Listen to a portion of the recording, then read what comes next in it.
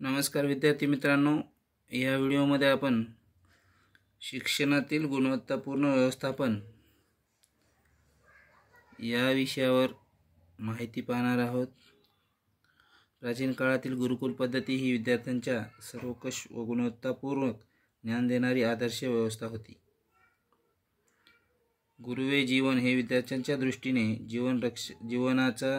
जीवन शिक्षणाचा एक उत्तम नमुना होता। शिक्षण म्हणजे ज्ञानात्मक विकासात बरोबर मुलांच्या भावनात्मक क्रियात्मक प्रक्रियेत विकास होय। शिक्षण प्रक्रियेतून व्यक्तीचा सर्वांगीण विकास अपेक्षित आहे। म्हणूनच शिक्षण म्हणजे व्यक्तिमत्वाचा सर्वांगीण विकास होय असे आपण म्हणतो। त्यामुळे शिक्षणातील गुणवत्तापूर्ण व्यवस्थापन करताना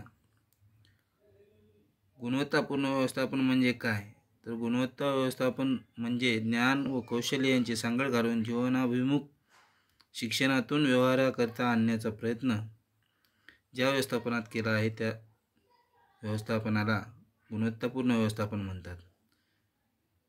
थोडक्यात काय तर ज्ञान, कौशल्य आणि मूल्य या तिन्हीची सांगड, या तिन्हीचा जो ही समन्वय आहे तो म्हणजे गुणवत्तापूर्ण व्यवस्थापन होय।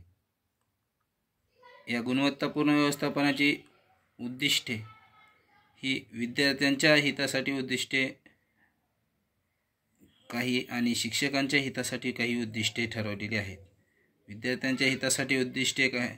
त्यामध्ये सर्व विषयामध्ये बहुतांश विद्यार्थ्यांना प्रभुत्व पातळी मिळवणे, सर्व विषयातील प्रभुत्व पातळीसाठी आवश्यक व पुरेसा आत्मविश्वास विद्यार्थ्यांमध्ये निर्माण करणे, विद्यार्थ्यांमध्ये ज्ञान, कौशल्य व मूल्यांची सांगड घालणे।